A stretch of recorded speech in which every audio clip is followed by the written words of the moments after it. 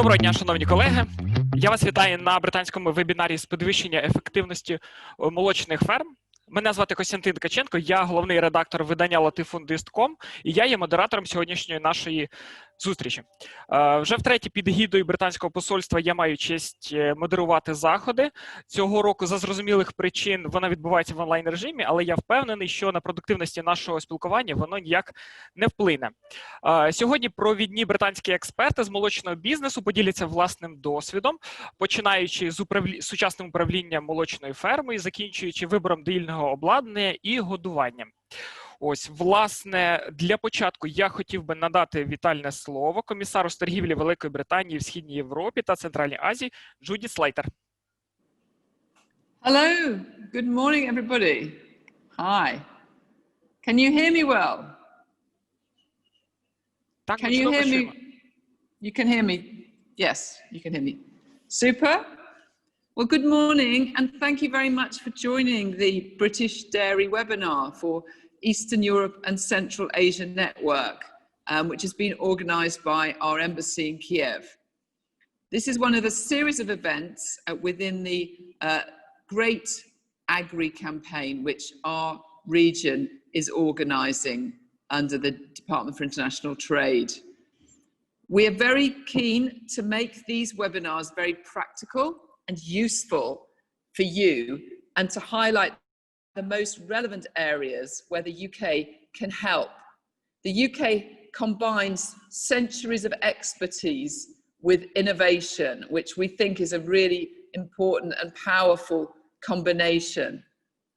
The UK is itself the world's 10th largest dairy producing country and the third biggest in Europe. In addition, and very importantly, the UK is a global leader in developing animal health products and services for the nutrition, genetics, farm management, prevention and treatment of animal diseases and health across all animal species. And the UK is widely recognised for its ability to develop and bring new animal products and solutions to the market. British companies are already collaborating actively with farmers and agricultural ministries in the countries of this very large and diverse region of 14 countries.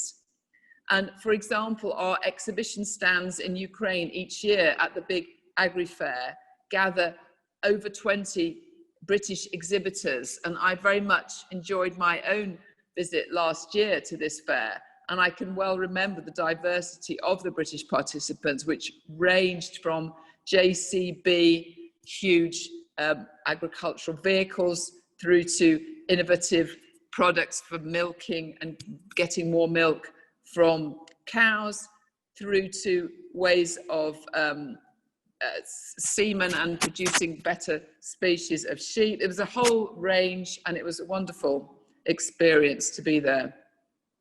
We're really keen to ensure continuity and certainty in the existing trade between the UK and the countries of Eastern Europe and Central Asia.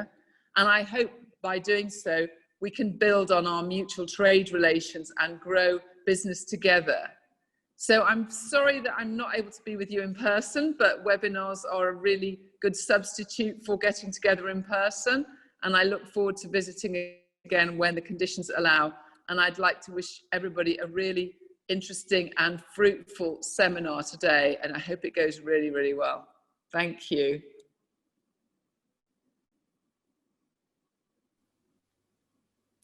Дякую, Джудіт. Сподіваємося, і ми також, що ви скоро до нас приєднаєтеся вживу. Колеги, декілька організаційних моментів. Наш вебінар проходитиме у форматі запитань-відповідей. Власне, запитання буду адресувати спікерам я. Ви також можете їх задавати в чаті нашої YouTube-трансляції. Сам захід триватиме 2 години. І, власне, перед тим, як надати слово нашому першому спікеру, я хотів би подякувати наших спонсорів, якими є компанія Agralis, Milkrite і Interpulse і Агросистема. Власне, нашим першим доповідачем є пан Ніл Біркет, менеджер з розвитку бізнесу Великій Британії та країнах експорту в компанії Volac. Він має більше 40 років досвіду в молочному господарстві, пройшовши шлях від менеджера великого стада до продажу спеціалізованих кормів. Протягом останніх 5 років та на даний час він є менеджером жирів та кормів експорту компанії Volac і Volac Wilmar. Вітаю, Ніл!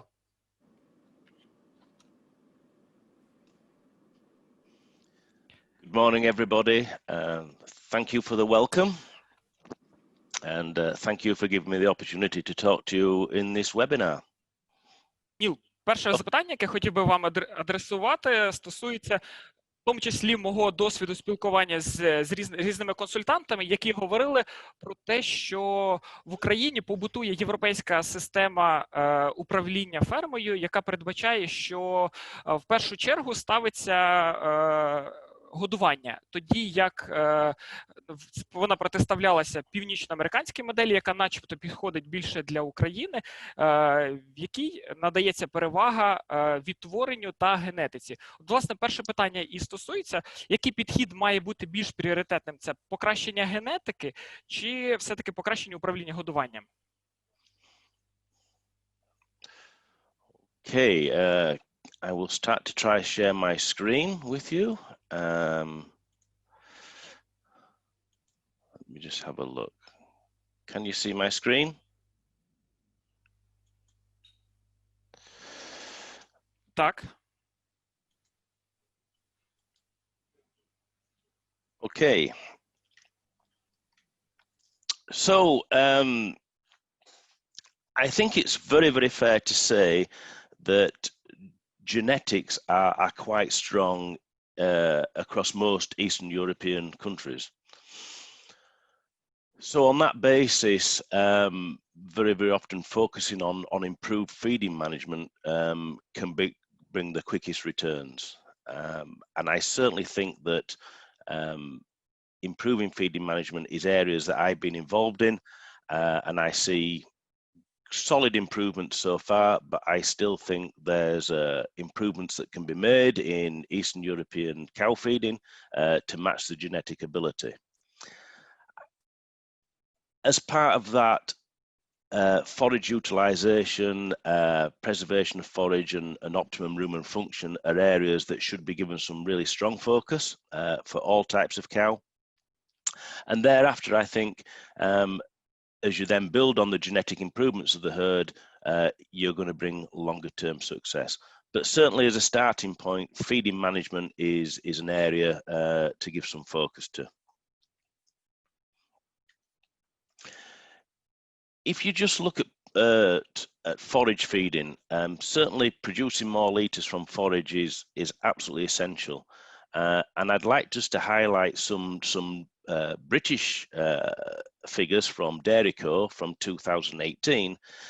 And what this shows is that across all cow types and all yield bands, the top 25% profitable dairy farms are producing significantly more litres of milk from forage. Even right up to the very, very high yielding herds of 9,000 kilos plus, they are producing 2,000, 2,500, 3,000 more litres of milk from forage. And on the back of that, they are saving on other feed costs. So producing more from forage is important. And when you study the top 25% of the herds, you'll find a very, very high percentage of these herds are using preservatives on their forage. And I would welcome everybody to look at the website cuttoclamp.com, and you'll find lots of resources on that website to look at the benefits and the correct methods of forage preservation. If you look at the genetic potential, I think the first thing to realize is if we can grow a better cow, then that's the way forward. And obviously the youngest heifer calf in your herd, the most recent born calf, should in theory contain the highest genetic potential. And early stage growth is proving to be critical.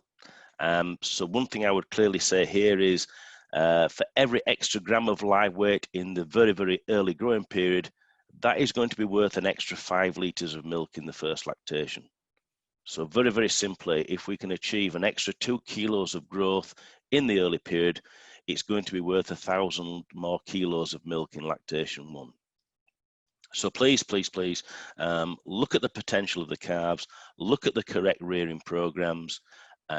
Do not be shy or do not cut corners when it comes to growing your calves. I think it's fair to say if you follow the money, then you will use the very, very best milk formulas available.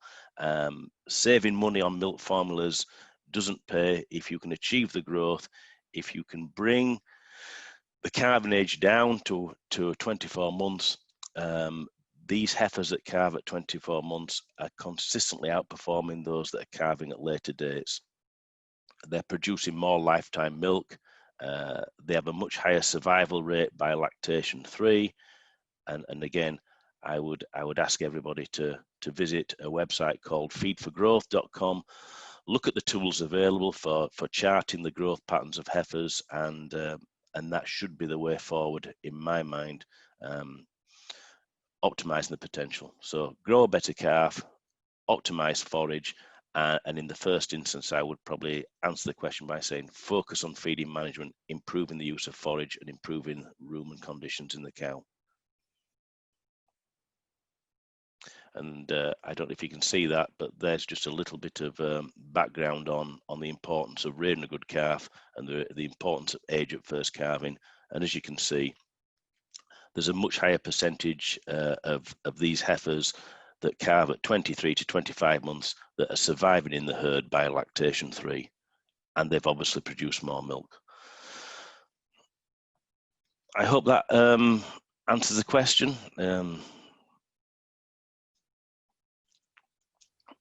Так, Ніл, дуже дякую, дуже вичерпна відповідь.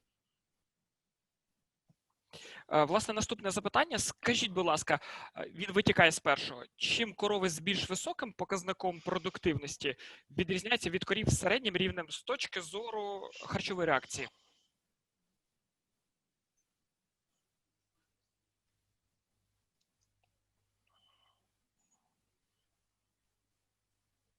Okay. So the difference, I think, between a higher merit cow and a normal cow is actually quite pronounced.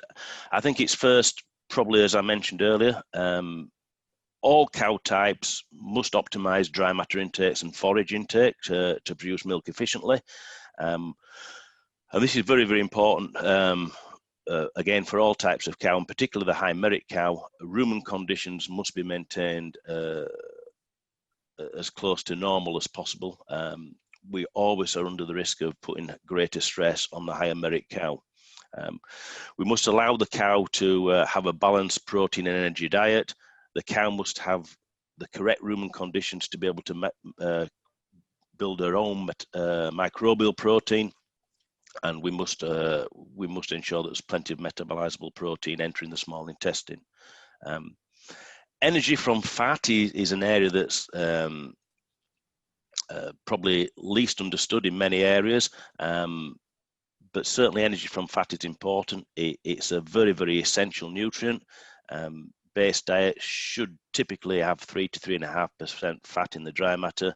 The high merit cow in the fresh lactation would be requiring between 6 and 8% fat in the dry matter. And some very, very old research work from Don Palmquist in the United States said very simply, fat in must equal fat out. So if you have a cow giving 40 kilos of milk at 4% milk fat, every day 1.6 kilos of fat leaves the cow. The diet must replace that 1.6 kilos of fat. But the danger is we must avoid overfilling the rumen with unsaturated fatty acids in an unprotected liquid form that will have a negative effect on rumen function. So this is the time to consider what type of fats we feed, are they protected, and are we feeding the cows correctly. With the high merit cow, she also has the ability to partition energy far more so than a medium or lower merit cow. The partitioning of energy is very significantly linked to insulin production or the presence of insulin. So when you are feeding the high merit cow, we must be very, very aware of the ingredients that either inhibit or are capable of boosting insulin. Insulin will actually allow the cow to partition energy to body condition and fertility, and not just to milk yield. So typically, if we look at cereals or high starch ingredients, with their glucogenic effect, they will boost the levels of insulin. And we've got to accept that most fats and oils in the diet will resist insulin.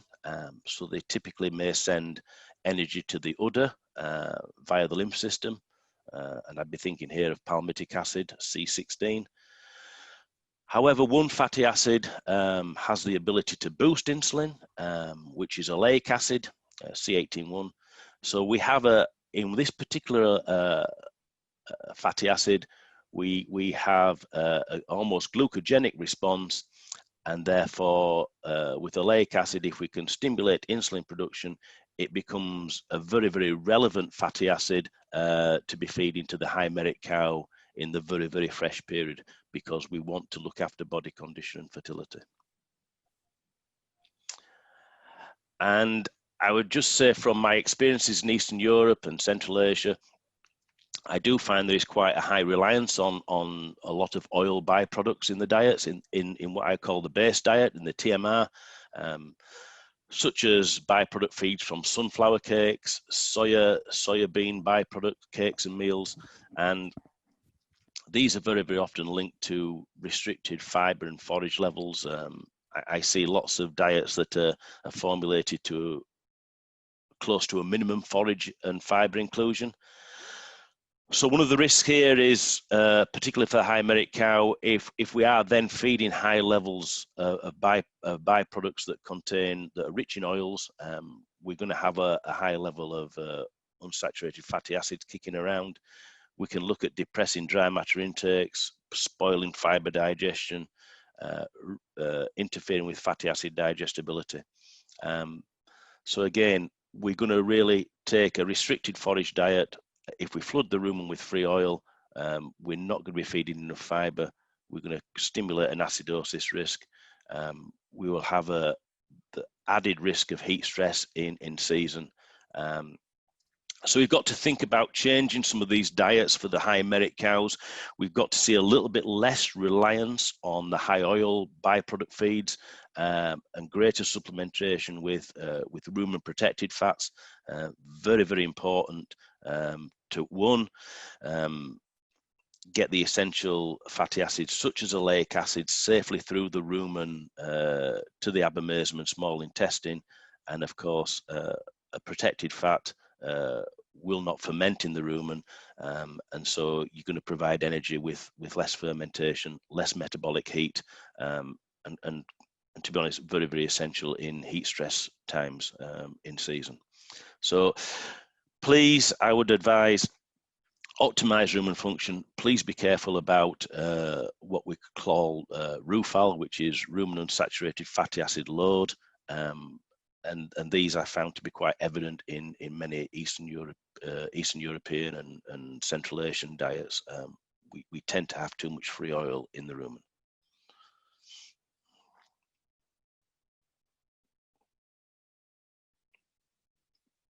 Thank you. Дуже дякую. Ви ж неодноразово були в Україні. Поділіться, будь ласка, досвідом перебування в нашій країні з точки зору годування і, зокрема, якщо говорити про жирно-кислотне харчування.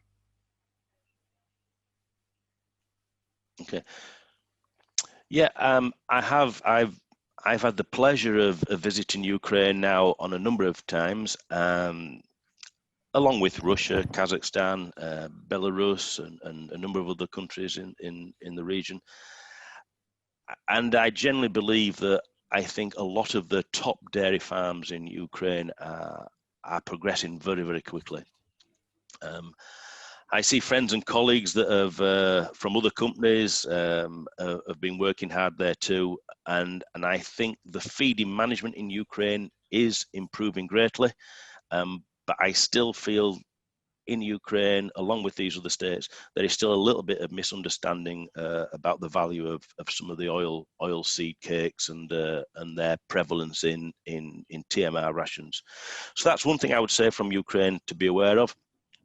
I think when you look at fatty acids, this is a huge area that the business I work for has been working on, with lots of research work from friends in America, Professor Adam Locke and others such, Jonas de Souza. They've looked very, very much into fatty acid research and the importance of understanding these fatty acids in ruminant nutrition. So yes, part of our studies have been to look at the key fatty acids, how digestible they are and what they do, and typically the best responses we can get to feeding fat correctly. So fatty acids are just simple carbon chains, and the C indicates carbon, the number indicates the number of atoms, and as you can see, palmitic acid and stearic acid are what you would call hard fats or saturated fats. They have a very high melting point, and they would typically be safe in the rumen. But very, very importantly, essential fatty acids such as oleic acid, linoleic, they would be liquid form in the rumen. So if they are in high levels in the base diet, then they are at risk in the rumen of hydrogenating to stearic acid. So we must understand the impacts of these various fatty acids. And I think it's long been understood that if you feed too much fat, the digestibility of the fat decreases. And if I can just perhaps point, so if you look here, the more fat we feed, the digestibility decreases. However, if you look at C16 or palmitic acid, as we feed more, the digestibility is fairly stable. However, with stearic acid, C18 the more we feed, we see a very, very rapid drop in digestibility. So we've got to understand how these fatty acids work in the cow and how we feed in the correct ones to the cow. Interestingly, if you look at oleic acid, C18-1, if we infuse this directly into the abomasum, and interestingly, as we increase the level of oleic acid in the abomasum, the digestibility of fats increased, and the total fatty acids absorbed also increased. So oleic acid, if we can deliver that safely to the abomasum, we're going to improve the digestibility and utilization of all the other fatty acids. And so what do? Well, palmitic acid will generally promote milk yield and in particular milk fat, but we must be very aware of body weight loss in fresh cows because palmitic acid will resist insulin. It will divert all the energy through the lymph to the udder. So the energy from that fatty acid will not be used by the cow, particularly from the high merit cow. It will not be used for body condition. Stearic acid, as we've seen, is energy. It will promote milk yield, but it has very, very poor digestibility. And the more we feed, the worse it gets. With oleic acid, tremendous yield and body condition and fertility effects. So this is highly relevant for the high merit cow, early lactation. Linoleic acid, very, very plentiful in forage. So if we are utilizing the forage diet correctly, we should not need to supplement linoleic acid. Linoleic acid, however, omega-3 you would find in fish oils, in linseed. So very, very good for milk yield and to help with fertility, but very, very difficult to safely deliver to the small intestine. And this is just what I was mentioning about palmitic acid. In a trial control, as you can see, the cows fed palmitic acid versus a negative control. Despite the fact they produced more milk yield and more milk fat, they actually lost an extra 26 kilos of body weight in the first 3 weeks of lactation. The indications there would strongly be that this will have a very negative effect on fertility and reproduction. So one of the dangers of C16 in the high merit cow in the fresh period is you've got to be very careful of the condition of the cow. Interestingly, looking at C16 resistant insulin, again, as we infuse more oleic acid into the abomasum, as the level increased, we saw a spike in plasma insulin. So this goes back to the point I made earlier, that oleic acid almost simulates a glucogenic response, in that if you're feeding oleic acid to the fresh cow, she will produce more insulin and she will be able to partition that energy to body condition. So I would probably say what we've already known is C16 will boost milk fat, partitions the nutrients to milk, resist insulin, but this link between C16 and C18-1 oleic acid, absolutely essential for all merits of cow, but in particular the high merit cow. Stearic acid, poor digestibility. There is little value in supplementing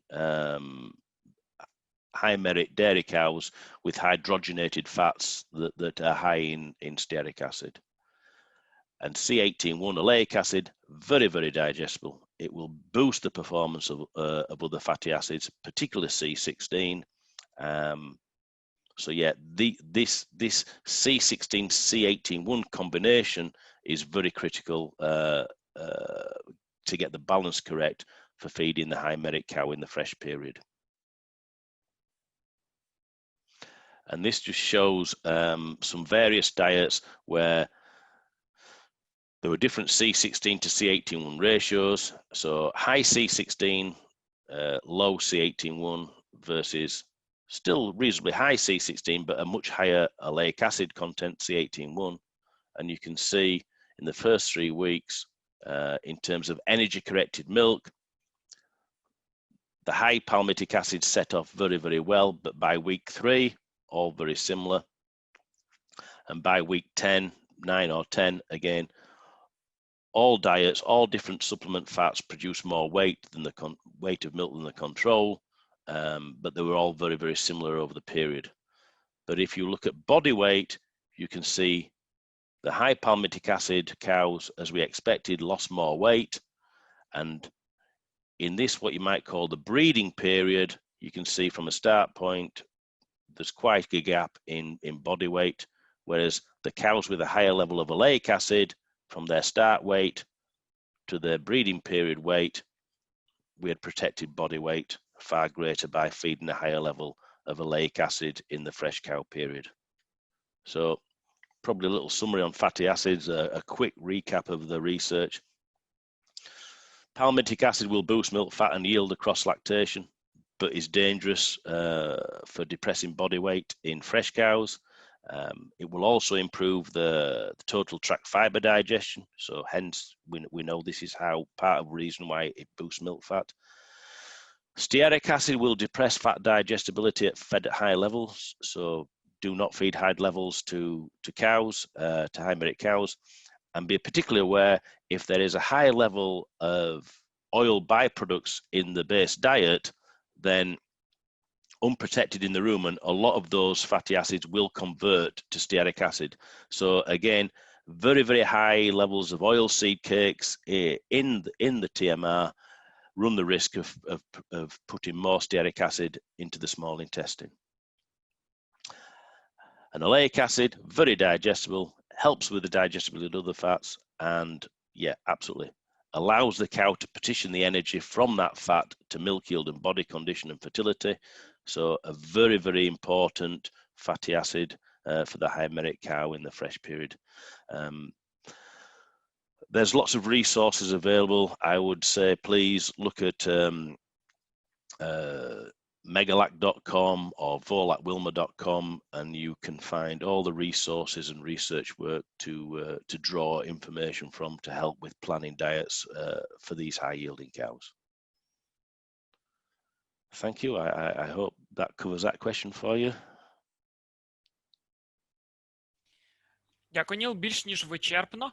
Гарні новини. До нас поступають перші запитання від слухачів. Ніл, питання звучить так. Що, на вашу думку, краще для малих ферм? Це вільний випас чи відгодівля кормами? Наприклад, силос та інші.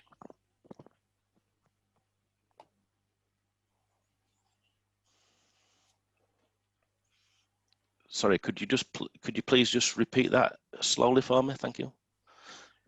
Так, а вже ж. Ніл, запитання звучить так. Що, на вашу думку, краще для малих ферм?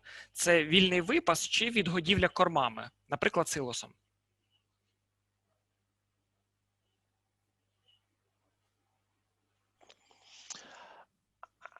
I genuinely believe that if you have a small herd and it's a very, very high yielding herd, then I think feeding in the barn, controlling all dietary inputs is the most important.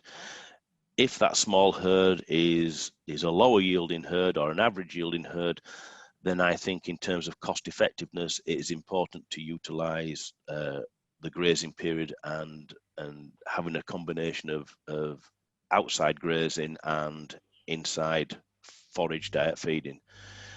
But if it's a high yielding herd, no matter what size of number of cows, I think certainly as the merit and the yield increases, the control of the diet must also increase. And in that respect, having cows inside on a forage TMR system will be more beneficial. And in particular in warmer times, in the summer months, when you have the ability with fans and mists and sprays, you can control and reduce the impacts of heat stress, which you wouldn't be able to do as much with cows that are externally grazed.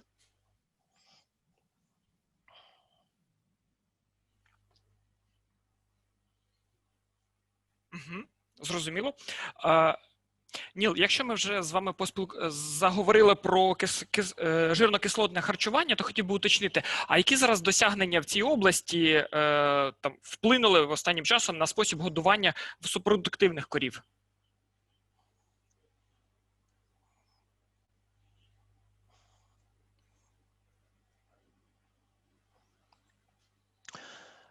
Well, the research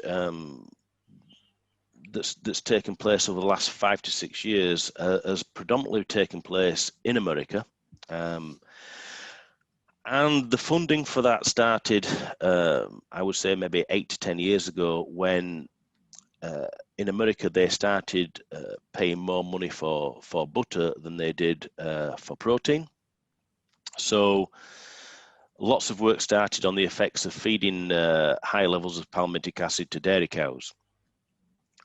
It was from that research that it became very evident that the feeding of palmitic acid historically has been, I think, what you may call at best anecdotal.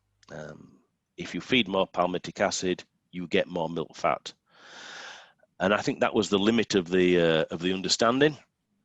And now we find with the research that as we feed more palmitic acid, yes, we do get more milk fat, but we now understand which time we should be feeding it. So for example,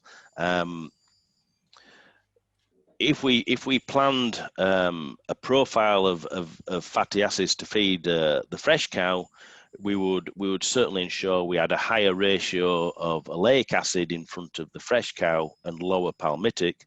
And then as we hit the peak yield period, we would try to strike an even balance between palmitic and oleic acid. And then as we look post-peak, then there's a benefit to feeding higher levels of palmitic acid.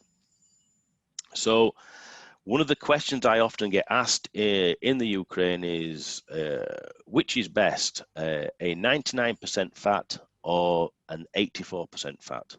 And obviously an 84% fat would be a calcium salt fat that would generally be around 50% palmitic acid and 37% oleic acid. So relatively speaking, a very high oleic acid fat, or a 99% fat, which most people would recognize as a high palmitic acid product, maybe 85% palmitic. And they would say, which is best? And very often the decision beforehand would be, what is the cost? How much does it cost? And then there would be a calculation,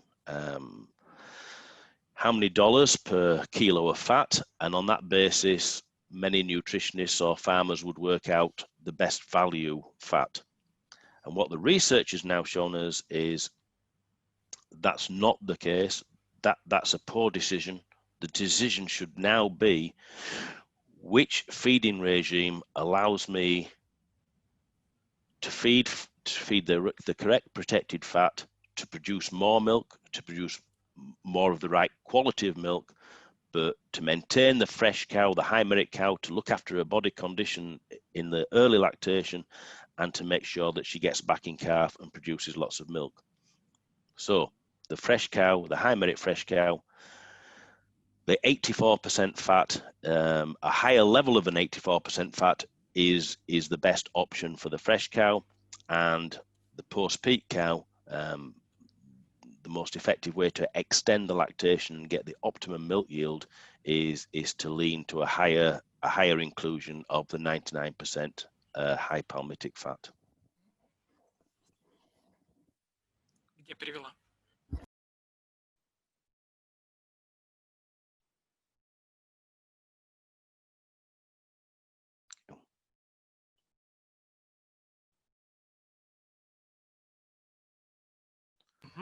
Так, перепрошую за маленьку затримку.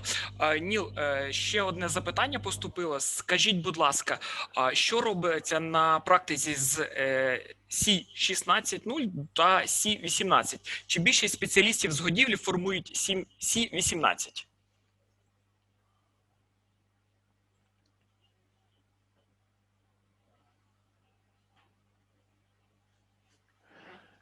Sorry, did you ask if most nutritionists balance C18?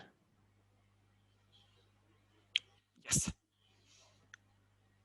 Yes, okay. Yeah. With C18-0, stearic acid, when fatty acids enter the rumen, the first stage of digestion,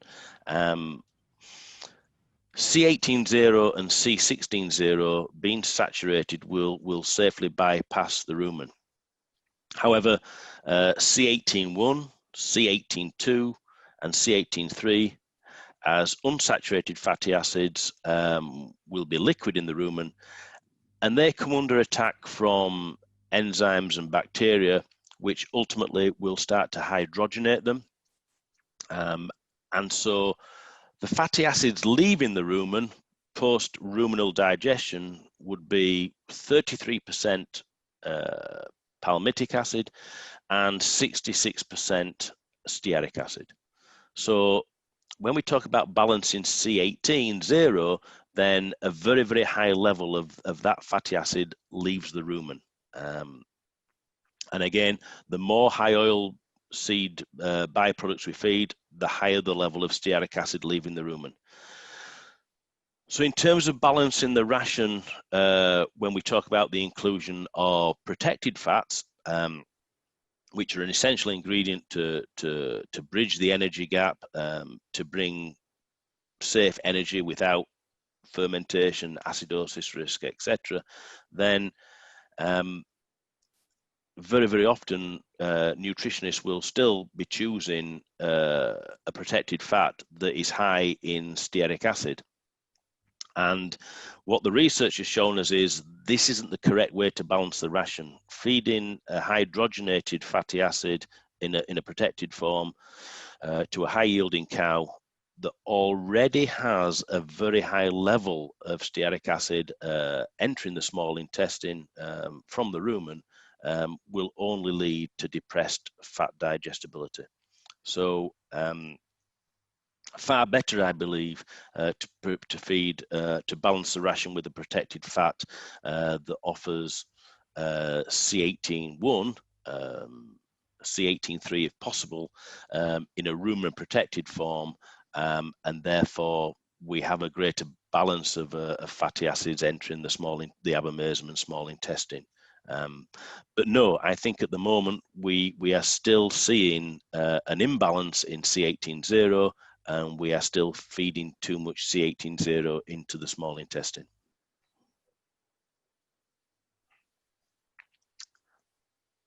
Thank you. Ніл, дуже дякую вам за цікавий діалог. Бажаю успіхів у вашому бізнесі і пропоную перейти до нашого наступного співрозмовника. Нашим наступним співрозмовником є Максим Izmesyev, територіальний менеджер з продажів в країнах СНД компанії Linoleic Acid. Вітаю, Максим.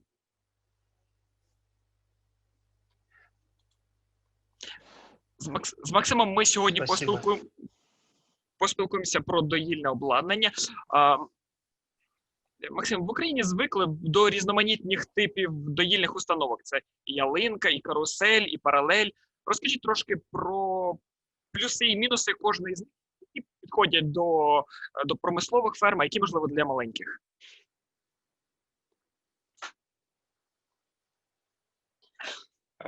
Приветствую всех специалистов молочного животноводства. Maxim Izmesyev, представитель производителя Milkrite Interpulse на Восточной Европе, страны СНГ. Задаю вопрос. Вкратце, всем известные типы доильных систем, начиная от привязанного содержания молокопровода и продолжая системой елочки, параллель и заканчивая каруселями, все они вышли как бы из естественного прогресса техники за последние 50-60 лет. И выбор в целом, конечно, зависит от фермера, от собственника и от масштаба бизнеса. Соответственно, либо это частная ферма маленькая, до 100 голов, либо это мегаферма от 1000 и выше, с филиалами в разных частях страны. Поэтому из практики нашей компании, из практики общения с специалистами в области технического оснащения и поддержки сервисом доильного оборудования, могу сказать следующее. Первое, ваши способности и капитал, который определяет, сколько можете вложить на строительство, на модернизацию доильного оборудования. Первое, да, потому что любое оборудование стоит денег. И как сама иерархия в прогрессе, там, елочка, параллель, карусель, также повышается и стоимость этого оборудования. Мы можем считать привязанное содержание молокопровода самой дешевой системой. Дальше идет стоимость по елочке. Следующая параллель, которая обеспечивает быстрый выход коров и, соответственно, более быстрое доение всего стада за короткий промежуток времени. И карусель, как самый последний из разработок, который стоит дороже всего и позволяет сэкономить место на производстве, на ферме и увеличить скорость доения стада большего, чем там, 1000 голов и выше.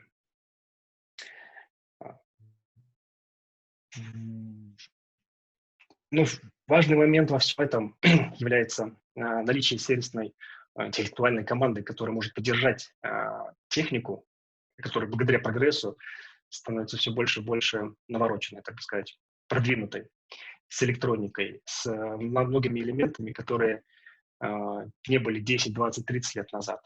Соответственно, я бы сделал упор на наличие команды, либо внутренней, потому что мегафермы сейчас формируют именно свои команды инженерные, которые обеспечивают, поддерживают сервис в своих фермах, либо партнеров, которые есть у вас на вашей территории, в вашем регионе, в вашем районе.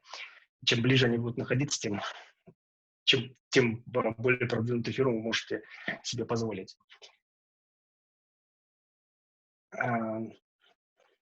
Все перечисленные типы доильных залов, по сути, состоят из одних и тех же элементов. Это пульсатор, это подвесная группа, сосковая резина. Пульсатор управляет подвесной группой 4 фазами доения. Контрольная панель, автосъем, клапана управления. Это все идентичные элементы, которые используются во всех типах залов. Елочка, параллель, карусель. И унификация, то, что предоставляет, допустим, наша компания, наши партнеры, является одним из ключевых преимуществ в обслуживании и модернизации доильных залов, что одни компоненты очень взаимозаменяемы друг друга, независимо от типа зала, который вы будете модернизировать. Я с первым вопросом закончил, просто есть уже дальше, следующая часть, которая будет казаться второй вопрос. Добре, Максим, так, дякую. Що стосується наступного запитання, то хотів би поцікавитись, як апаратне доїння впливає на якісні показники молока? Вопрос понял, перевод не слышал.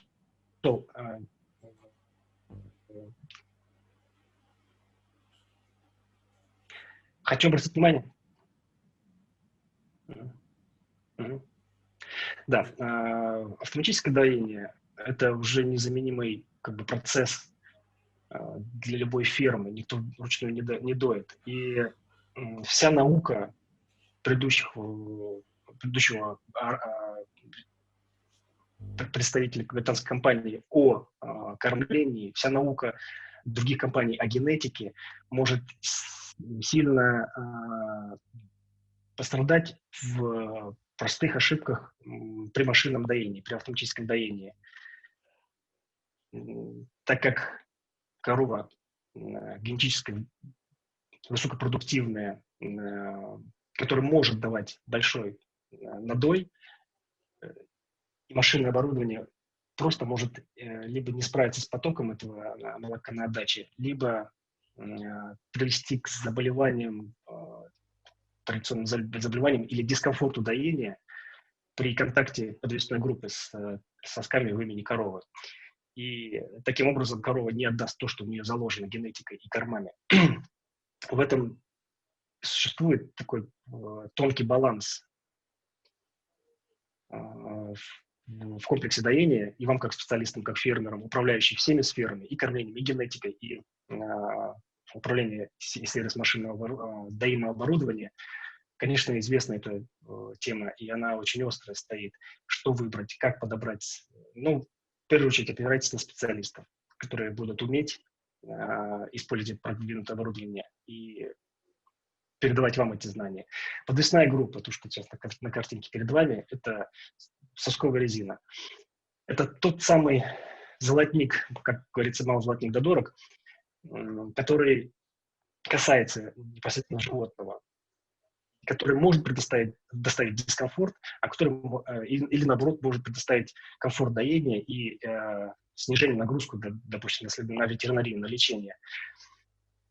Самая недорогостоящая часть из всего этого элемента доильного оборудования – сосковая резина. Но грамотный подбор и грамотная настройка работы фаз доения, от нее зависит очень многое. Я вам покажу на схеме, как устроено в разрезе принцип доения.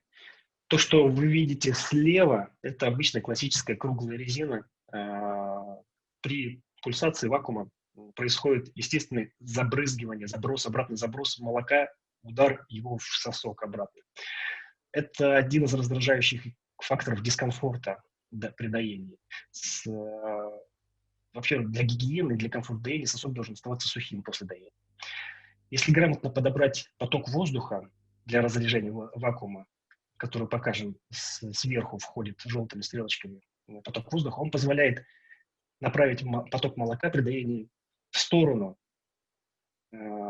насоса в сторону танков для собирания этого молока. Таким образом, не происходит обратного захлестывания, флешбэк называется по-английски. Это схема.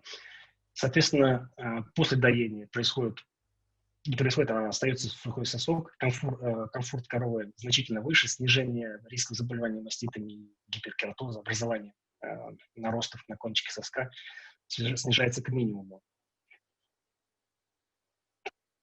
Есть практически, схематически, а именно уже на практике, когда проводили тесты, добавляли пищевой краситель в молоко, чтобы видно было в прозрачных цилиндрах, в прозрачных стаканах, как происходит это обратное захлестывание молока. В левой части именно круглая резина без вентиляции, которая, видите, красное молоко бьет обратно в сосок. И справа резина с вентиляцией, которая показывает, что подкрашенное молоко ставится ниже стакана, подсоединенного к вымени. Вкратце все по второму вопросу.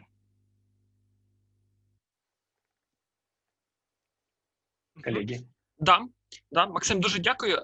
Навздогін вашої думки про те, що доїльне обладнання навіть може привести до захворювань тварини. Можете привести конкретні приклади, через що це відбувається? Зокрема, це через, можливо, там неправильну гігієну доїння. Да, рутина подготовки вымени к доению имеет важное значение перед подсоединением сосковой резины к корове. Но также немаловажное имеет значение перекрестное заражение, которое происходит из одного зараженного соска на все остальные 4, на все остальные 3 здоровых. Это происходит именно благодаря тому, что смешивается молоко и происходит смешение, захлестывание и удар в здоровый сосок, в канал соска. Это является одним из факторов. Ну, соответственно, и первое, чистота, подготовка, правильная рутина перед подсоединением. Зрозуміло. Ну, тоді вже логічне запитання щодо дезінфекції та очистки доїльного обладнання. Як його правильно здійснювати? Что касается, ну, я так понимаю, мы к этому вопросу переходим постепенно по гигиене. Гигиена и чистка доильного оборудования. Один из самых главных советов – доверьтесь технике, доверьтесь автоматике. Чем сложнее оборудование, тем человеческий фактор играет большую роль в ошибке, в очистке, дезинфекции. Автоматические системы промывки, они программируются, современные системы промывки, на нужное время, на температуру, нагрев воды и смеси, правильной смеси химии с водой, которая будет циркулировать в дальнейшем по молочным трубам и по всем элементам, которые должны прочищаться. Алгоритм последовательности подачи щелочного состава, кислотного состава и дальше дезинфицирующего раствора. Все это делается автоматикой. Поэтому мы, опять же, тут уже связаны с хорошей технической оснащенностью, интеллектом команды, инженерной команды, партнера, либо собственной технической базы мегаферм. Но одни из подобных элементов в нашей компании разработаны и уже внедрены, не только прошли испытания, вроде написано там скоро в наличии, но они уже приобретены мегафирмами и используются на крупных фермах. Сейчас одна из таких установок используется в Украине, в России. На карусели 72 места, оснащенной нашей компанией. Вкратце все. Дякую.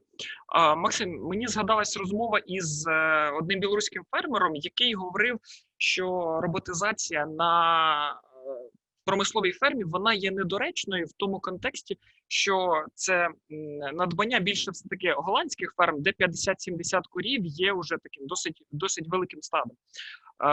Що стосується там Білорусі, України, Росії, то там все-таки це більше промислові масштаби, і що, мовно кажучи, що така кількість роботів буде потрібна. Це, може, трошки переходячи до роботизації і діджиталізації. От цікава ваша думка щодо роботизації доїння.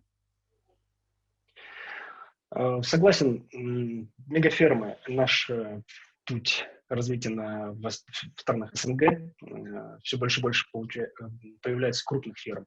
Но при этом даже роботизация не отстает от тех перечисленных там систем классических, карусель, ротор, параллель, елочка. Даже есть хороший опыт использования там, более 30 роботов на одной ферме для поголовья существенного. Работает успешно, но только потому, что есть специалисты, которые могут обслуживать и консультировать в правильности использования этого оборудования. Маленькие фермы, согласен, да, в Европе развиваются семейные, частные, с маленьким поголовьем. Там нехватка. Вернее, рабочей силы хватает, но она не квалифицированная. Соответственно, робот позволяет избежать расходов на сотрудников, излишних сотрудников. В нас, в СНГ, рабочая сила недорогая, соответственно, не такую популярность имеют и роботы. Но есть успешные проекты с роботами и для большой коммерческой фермы с большим поголовьем. Максим, а ви ж неодноразово бували і в Україні, і в Росії, і в інших країнах пострадянського простору. Які види доїльних установок найбільш популярні в наших країнах?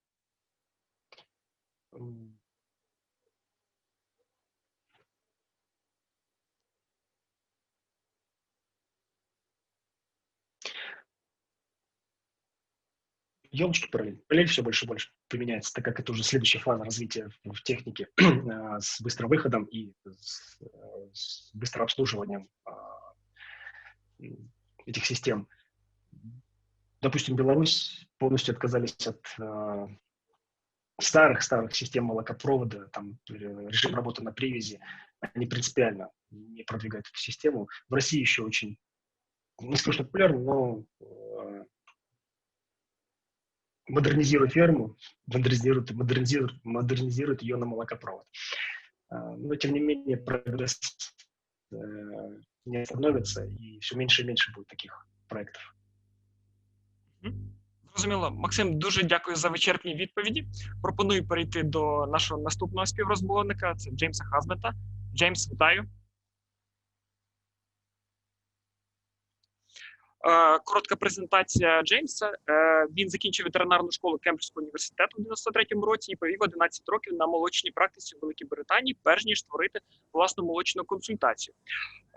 У 2018 році його молочна консультація Evidence Group об'єдналася з компаніями Agridata і Map of Agriculture. Власне, сьогодні він і виступає як технічний директор компанії Map of Agriculture. Джеймс, ви мене добре чуєте? Yes, I can. Yes, and thank you very much for the introduction, and thank you for the invitation to speak to you this morning. Yes, I'm happy to carry on. Давайте з вами поспілкуємося про сучасне управління фермою. Зараз дуже популярна така сфера, як Big Data, це обсяги великих даних. Розкажіть, будь ласка, в контексті управління фермою, які дані є найбільш корисними для підвищення рентабельності молочних ферм?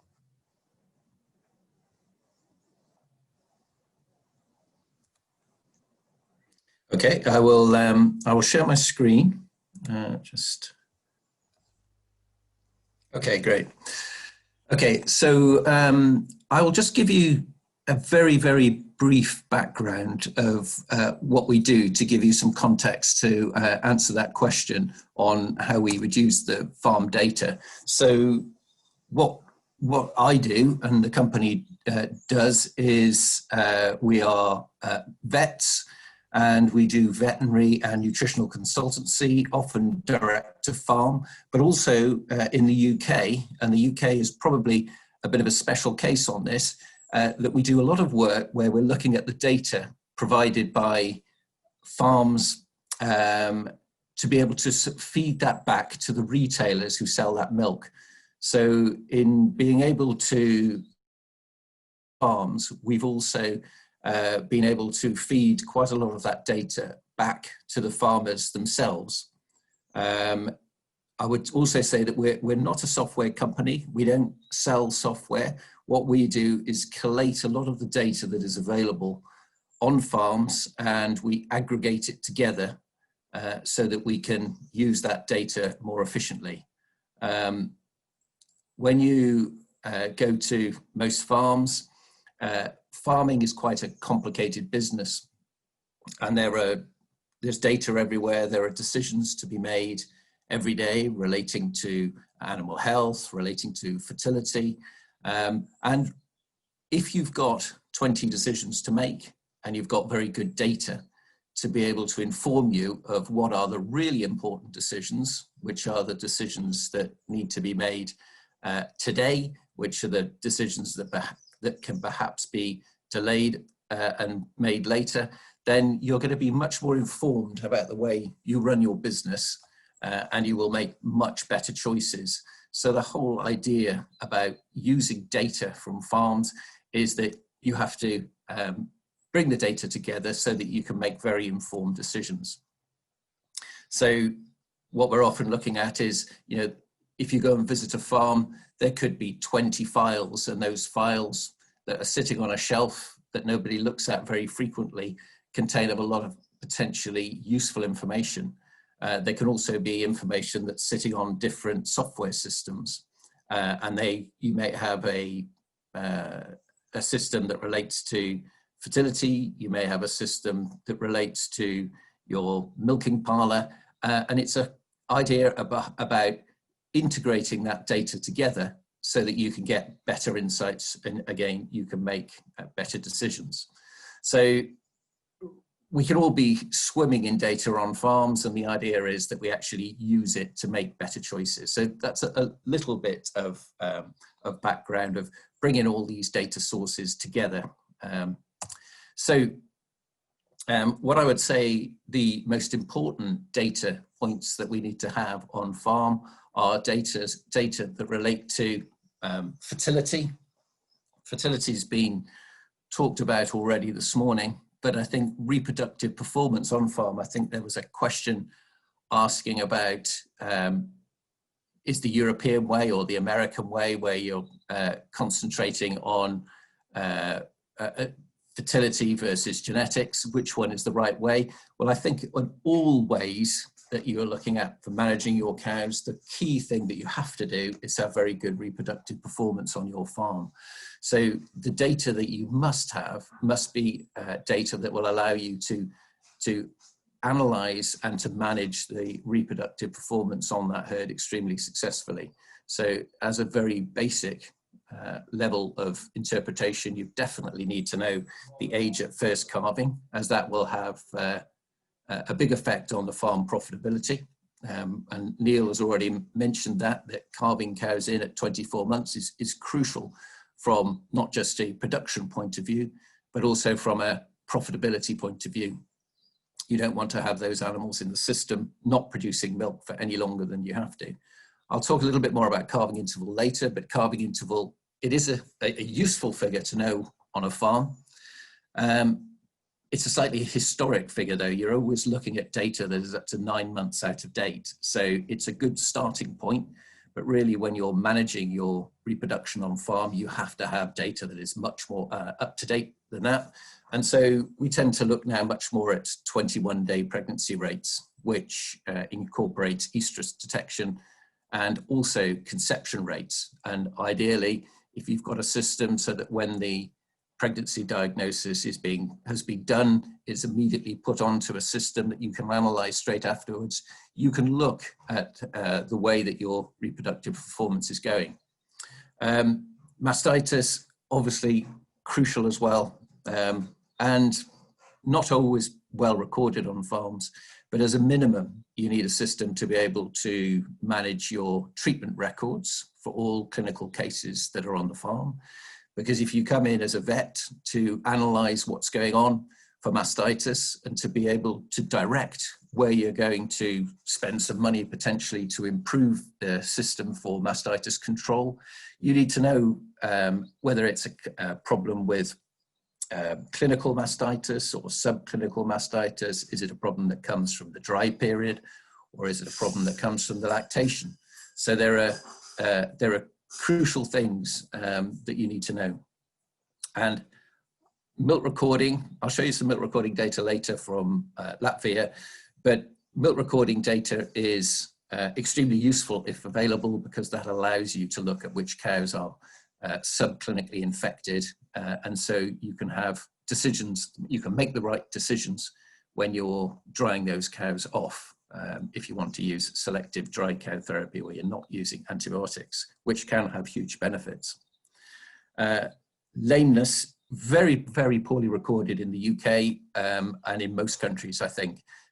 Hugely underestimated, and it's extremely important because you can look at your diets and you can say, right, these cows should be getting enough nutrients to get fertile at the correct times.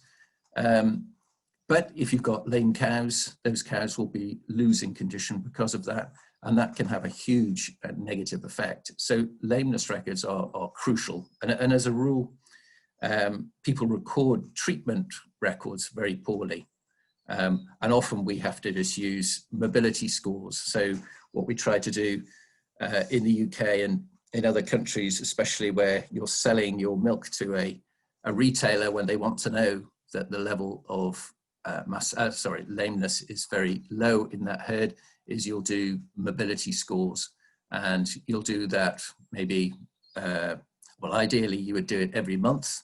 So you can look at the cows, you can say which cows are lame. If they were lame last month, have they got better? So are they recovering? So lameness for us is a crucial disease to be estimating it on farm, and obviously being able to do something that is going to be a targeted intervention if you want to improve that. So to finish off answering that question, most farms should have some farm management or parlour software, and this is essential to save management time. And it allows you to do things like cattle registration automatically, which needs to be done correctly. Crucially, medicine records. It's getting very, very important for retailers. Again, I'm talking about retailers because that's quite a big emphasis in the European Union in a broader sense. And they're very, the retailers in the European Union are often looking that you have to have records that your antibiotics are being used effectively, and you're not using critically important antibiotics as well. And the other important things from a management point of view that your parlour software and your management software can tell you is which cows are under antibiotic withdrawal. Obviously essential that those cows' milk doesn't go into the tank and cause a antibiotic failure, which cows need drying off at the right time, which cows need pregnancy checking, and which cows need serving. So to answer that question, I would say fertility is the crucial central thing that you have to get, mastitis and lameness, and also very good management software to save you a lot of time. Джеймс, ви закінчили перше запитання, так? Yes, I finished there. Джеймс, невеличкий офтоп. В Україні зараз набирає обертів таке явище, як фармінг менеджмент системи, які надають для різноманітних агрокомпаній великий масив даних. Це і що стосується пересування техніки, щодо стану полів онлайн і так далі. І є така проблематика, коли агрокомпанії, отримавши цей великий масив даних, вони не знають, що з ним робити, як правильно його застосувати на практиці. От скажіть, чи немає подібної проблеми в цьому випадку із молочними фермами? Які, ви вже сказали, які дані краще надавати консультантам, щоб вони могли їх якось правильно об'єднати, сформувати? І потім, як це все трансформувати на практиці?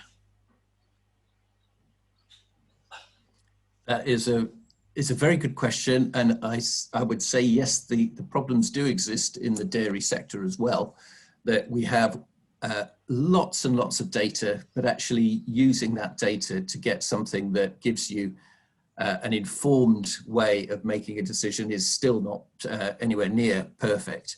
And I think probably most farms, what they need to do is to define which bits of data are most crucial to manage their businesses, and to find the software that is closest to doing that. And then ideally, what we're finding is, because as I said, we're not actually making software, what we're doing is trying to communicate with lots of different companies. So for instance, if you were to have some parlor software, and that parlor software allowed data sharing with other companies like ourselves, for instance, they would allow us to access that data if the farmer gave us permission to do so. And you would also then get data from maybe the cow sensors that you're using for heat detection, and maybe you'd also be looking at the registration for the animals with your central database in the Ukraine. And you can bring all those bits of data together. And that's what we've been trying to do for our clients. I would say that at the moment, there's no perfect solution to it. There is, the companies are starting now to allow their systems to talk more together. And with the farmer's permission, you're allowed to share data. But often these systems sort of have to be built on a country level specification, so that you can have something that is useful to the farmers. But what we've found, which I'll probably talk a little bit about later, is that we're often aggregating data for the milk companies. So the milk companies will say, we want to be able to check that these farms are okay. We want to be able to predict how much milk we're going to get from those farms. And so the milk companies pay us to create a system that can then aggregate the data together, and that data is then fed to the farmers, and the farmers have it for free. So there's different systems of the way it's paid for in different countries, but at the moment there's no perfect solution that does it for dairy. There are things that are good, but there's no perfect solution yet. Джеймс, до речі, ви сказали про досвід різних країн. В Україні зараз лише формується культура аутсорсингу. Багато в чому агровиробники тривалий час не довіряли стороннім консультантам, вони вважали, що вони все самі знають. Але зараз відбувається певним чином зміна поколінь, і молоді люди, вони вже більш довіряють стороннім консультантам. Ну і, власне, десь і вже старше покоління теж на власних помилках оступившись, воно теж приходить до думки, що стороння поміч їм точно не завадить. Скажіть, на досвіді Великої Британії, інших країн, де ви працюєте, як взагалі культура аутсорсингу працює в молочному бізнесі?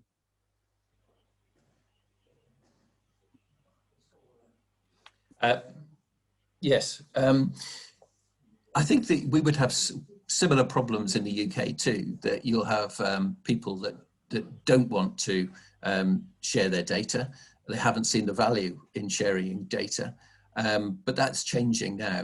And so if people feel that they have a problem that they want to resolve, and they share data through data that is being collected on that farm, and that data is passed to other companies, so that you can put two pieces of data together and you can get something that is better than those two individual bits of data sat separately, then that is starting to be shared. And I would say, and I'm sorry to keep on mentioning it, but one of the things that we found is, because the milk buyers, the big companies and the retailers have been very, very enthusiastic about knowing what the farmers that are supplying them are doing, because there's a lot of questions asked around, are their cows lame? Do you have too much mastitis? Do the cows go to grass? Lots of considerations that are important for consumers in the UK.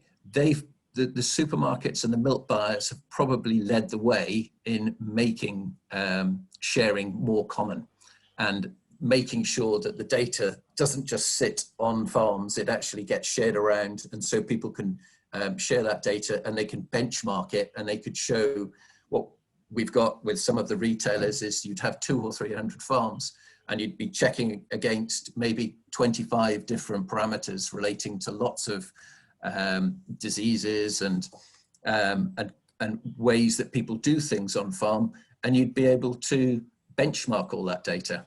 And so one of the big examples would be when we ask farmers, what do you think your mortality rate is in your calves that are under 28 days? They normally say 5%, 6%. When we actually get the data centrally, so this is data from cattle registration, we find it is more likely to be 10 to 12%. And so they realize they've had a problem, and especially when you share it and you show them what 200 other farms are doing, you know straight away whether you're good and bad. So yeah, the sharing is getting more common, and it does make farmers better because they know what everyone else is doing and they know where their weaknesses are. I hope that's answered that question. Так, більш ніж вичерпно. Джеймс, ви, мабуть, певним чином вже випередили моє наступне запитання. Воно стосувалося якраз того, що цінність цих даних, вона стосується не лише конкретної ферми, але і загалом, тобто і для рітейлу, як ви сказали, і для загалом повної картини там молочного бізнесу. Yeah. Так. Yes, the value of it, that's a really interesting question, because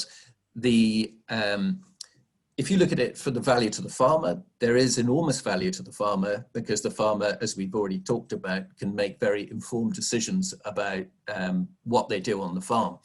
You could also then make it slightly wider, that you can see where the farmer is against other farmers. So you can see in areas that you're good and you're bad, but actually that data has a lot of value to other companies. So for instance, again, talking about the retailers in the UK, they will pay more money to be able to know exactly what is going on that farm.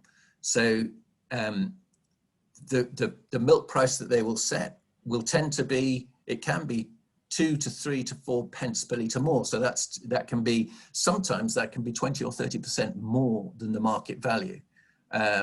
And for the farmers to get that extra money, they have to say yes to sharing their farm data.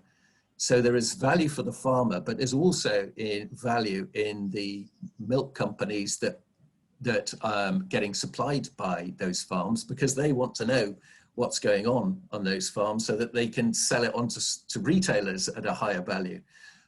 We're also seeing, and it's still very, very early days, but if there's a lot of information from, say, several hundred or 1,000 farms in a country, and that information could then be permissioned, so the farmer obviously has to give their permission to share that data, and the amount of money the farmer receives will be related to how much personal information about his farm he wants to share.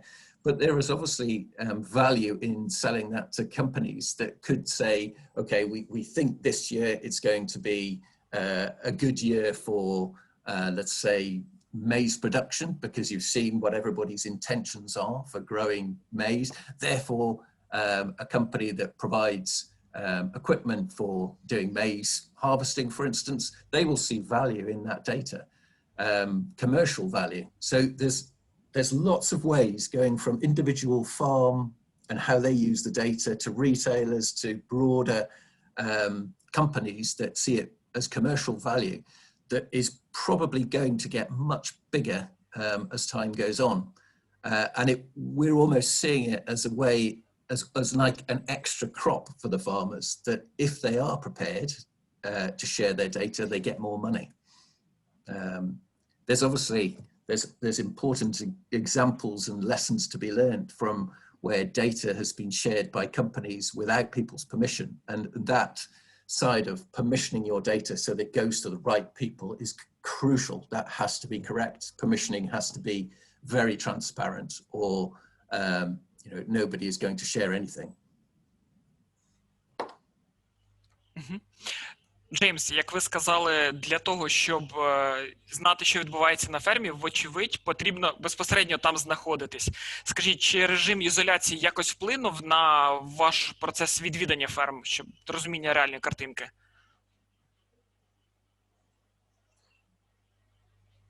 Yes, yes, I'll show you. I'll take you on to where are we? The data and COVID-19. Yes, well, we spend a lot of our time visiting farms that we normally know reasonably well. So it would be farms that we would have already gauged whether the management was generally quite good or not so good. So then you have an idea of if you can't visit, what data do we need to make sure that everything carries on that farm okay? And what we've been really surprised about is that for at least 4 months, we didn't go to any farms, and we had to keep in touch with farmers using means like this, like Zoom. And the adoption of this sort of technology was incredibly rapid.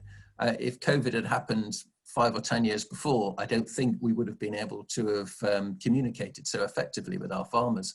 But we did find that we weren't visiting our farmers, but as long as we had Zoom meetings with key personnel involved, and we had good data feeds which were already set up for those farms, we could have an hour meeting, and in an hour we could probably save 3 or 4 hours from before, when we would have to have traveled to the farm and wasted sometimes quite a lot of time when perhaps it wasn't necessary to visit as frequently as we were. So we find that as long as you set up the relevant data feeds, you can actually you can do remote assessments of farms to see how things are going quite effectively. We've done a lot of this as well for farm compliance people in the UK. So Red Tractor, for instance, Red Tractor, more than 95% of dairy farms in the UK will be compliant to the Red Tractor brand for compliance. And obviously, as soon as COVID happened, those farms couldn't be visited. So we provided a portal so that they could, the farmers could upload pictures about relevant areas, they could upload information, you could all bring in the information from milk recording, from all the other areas that you had data from on the farm, and you could do remote audits. And that's we see as a big area going forward, to do remote consultancy and remote compliance visits, well, virtual visits. I mean, to go on from that, we would often turn up on farm with, this is what we do for our nutritional work. You turn up on farm, and some farms will have a lot of information. Some farms, though, you're just starting from a point of how many litres are you producing and how many cows have you got?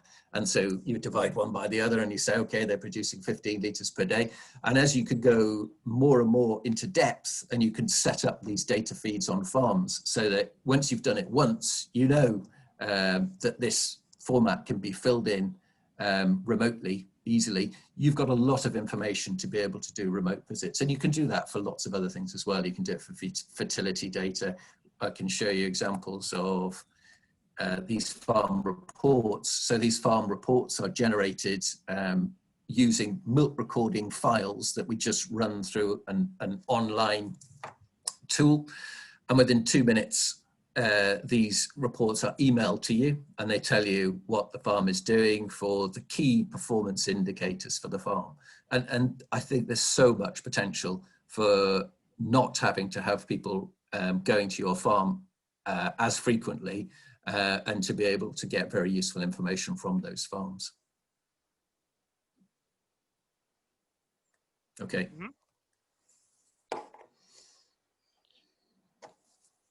Дякую, Джеймс. Джеймс, зараз популярні різноманітні датчики, сенсори в роботі ферм. В контексті молочної ферми, скажіть, будь ласка, яким набором функцій мають вони бути наповнені, щоб зрозуміти, що тут вони приносять рентабельність, а тут закінчиться межа маркетингу?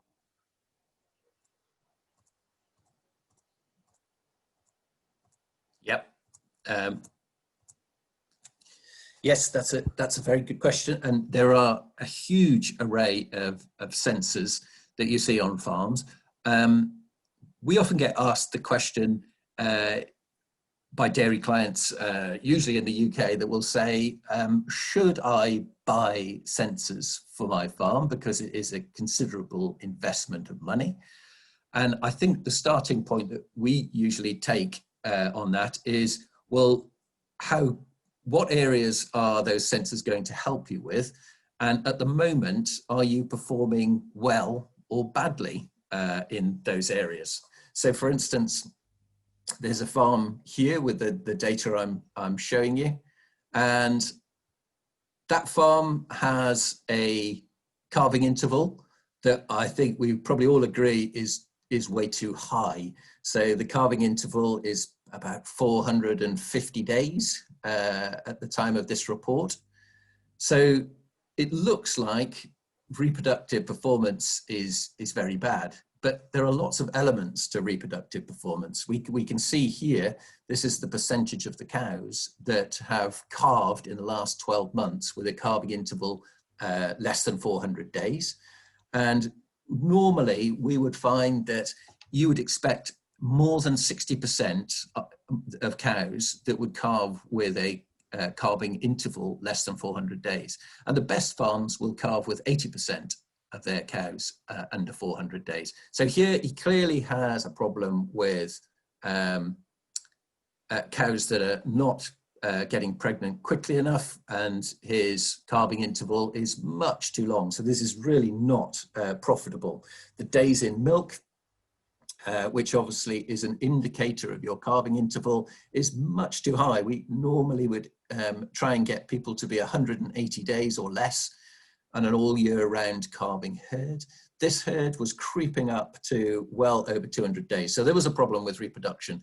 But actually, if you were buying a set of sensors to be able to do heat detection, you'd look at this farm and say, actually, his heat detection is not that bad, because here you can look at your intervals between one service and the next. And what you'd expect is, if a cow is served and she is not pregnant to that service, we would try and re-serve her again 19 to 26 days later.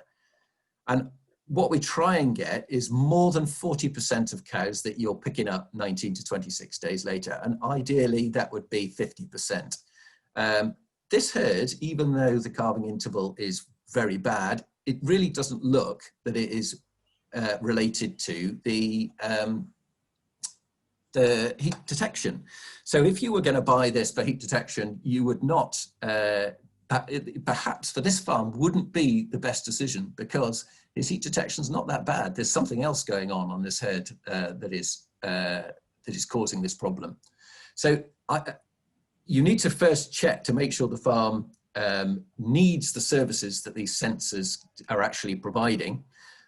The key things that these sensors do provide, and I think they do provide it very accurately now for most of the good sensors, is heat detection. So if you're going to buy a sensor, it has to do heat detection accurately.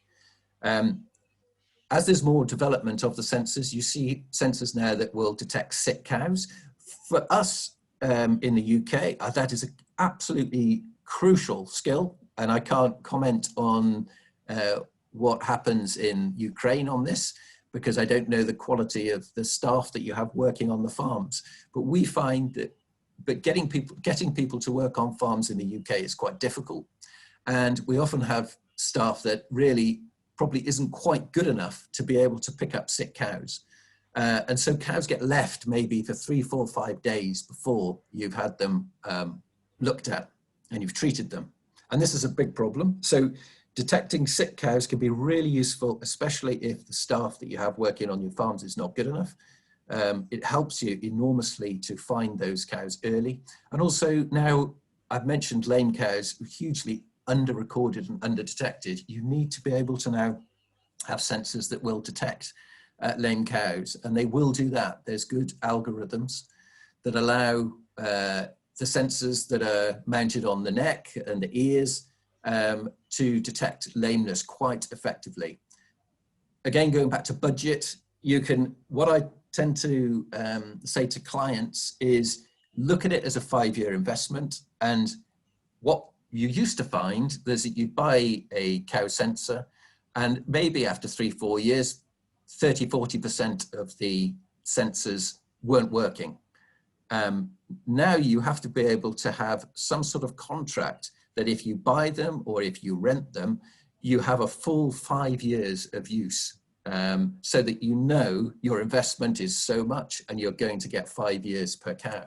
So as I say, heat detection has to be really good. Rumination, really useful. I've found clients having that. Again, if you've got acidosis or if cows are starting to be sick and they're not eating as much, it will pick those up. Some of the sensors will do localization, so it'll tell you where cows spend most of their time in a shed. That can be quite useful actually, as well, you know, how well are those sheds designed? Are the cows all standing in one place and they're not using certain cubicles? So it gives you an idea of whether your sheds are good or bad, and the health, as I've mentioned.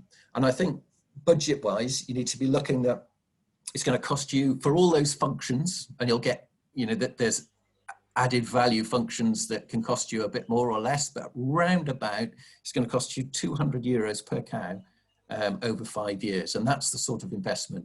But first, before you put them in, and there's, you know, there's plenty of good ones. These are all good sensors I've got listed here. You know, make sure that you need them. I think people often do, but you know, make sure you need them, and then set your investment and get 5 years out of it. Okay.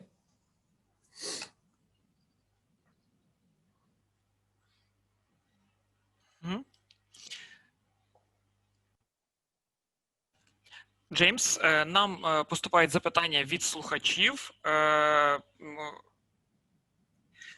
Одне з них стосується якраз одного з перших слайдів, де ви показали 20 папок. Скажіть, скільки часу займає перехід від, власне, паперового обслуговування ферми до уже переведення її в онлайн і для розуміння цього всього масиву даних, про які ви сьогодні говорили?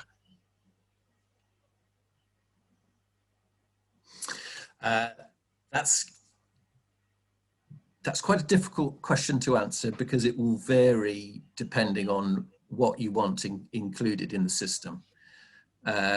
But in general, you know, say if you've already have a system in place on farm for your parlor software system, for instance, or some other piece of software that you have, if you were just to get the data out of that system and to connect it with something else, you can provide quite easily, you can provide dashboards, and those dashboards, we often do these dashboards for, again, for milk companies, and they are designed to be as easy to check as possible. So I can't answer that question very accurately because it does depend on what you're trying to do.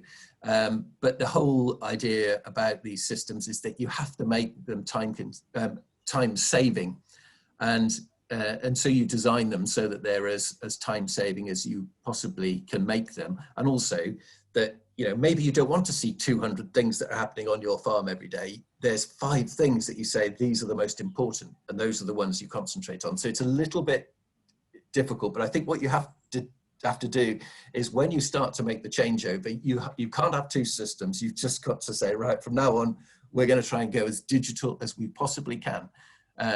Otherwise, you're spending time doing your books and you're spending time doing the digital. You have to make it as digital as you can, which means things like using apps. Everybody has a smartphone now, and usually the signal is good in most places. So you have apps so that if you're treating a cow for mastitis or lameness, you can have something that right next to the cow, you've said cow 205, she has had an injection of Sinolox, and so you've automatically updated your medicines book, and you've also updated the fact that you've had a diseased animal. So you've recorded the mastitis or the lameness, and you've also recorded the treatment. So try and digitalize as much as you can, and try and go into it completely.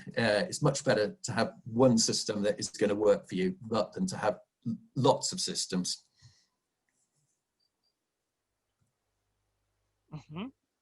Зрозуміло. Джеймс, дуже дякую вам за цікаву доповідь, за цікаві відповіді.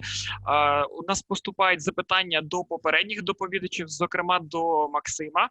Максим, ви тут?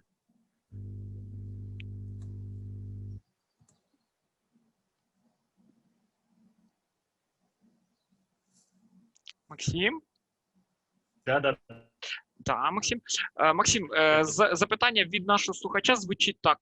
Скажіть, чи є різниця між круглою та трьохгранною сусковою резиною, про які ви, власне, наскільки я знаю, часто наголошуєте на ваших офлайн-заходах?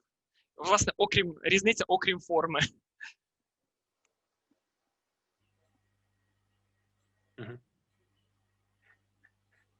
Есть разница в эффекте, создаваемой при доении от круглой резины и треугольной резины. Треугольная резина не закрывается полностью и оставляет проход для потока молока, для отвода молока. Соответственно, в отличие от круглой резины, которые две стенки смыкаются в одной точке как раз под соском. Это самое первое отличие, после отличия просто в форме. И следующий фактор – треугольная резина с вентиляцией, которая позволяет подать воздух в нужной точке для отвода молока в нужном направлении без обратного заплескивания. Эти два отличия существенно отличают от технологии классической с круглой резиной. Так, зрозуміло, дякую. Ще запитання до Ніла є. Ніл, ви нас чуєте? Yes, I can hear you. Ніл, наскільки я пам'ятаю, ви розповідали про те, що в Україні часто використовуються соняшникові і соєві шмата для годування тварин. І от, власне, цікавляться слухачі, в якому співвідношенні їх можна їм давати тваринам, і чи не будуть вони шкідливі в великих обсягах?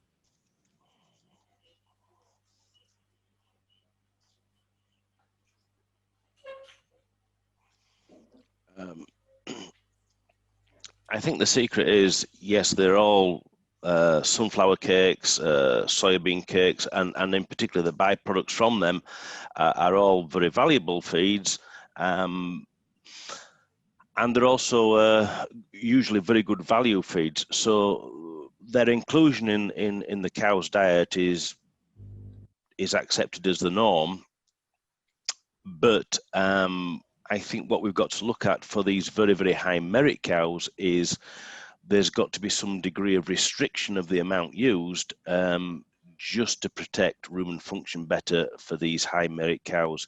And this is where the restriction, a slight restriction of the amount fed will allow for better forage utilization. And I believe the inclusion of other protected fat sources would allow better rumen function, safer energy supply, and a more balanced diet for particularly the very, very high merit, high yielding cows.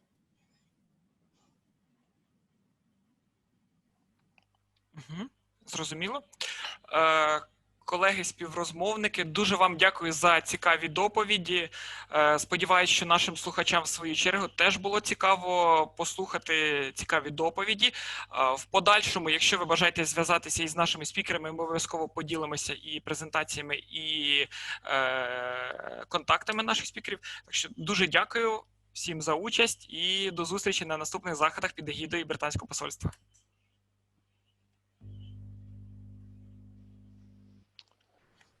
Thank you all very much. It's been an enjoyable event, and enjoyed it very, very much. Enjoyed listening to James and Maxim too. So thank you very much. And yes, please share my details, and happy to be approached individually by anyone who has any more questions on the topics covered. Many thanks. Yes, I would echo the same. Thank you very much for the invitation, and happy to connect with anybody who's on the conference this morning.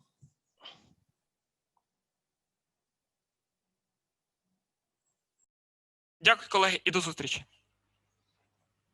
До встречи.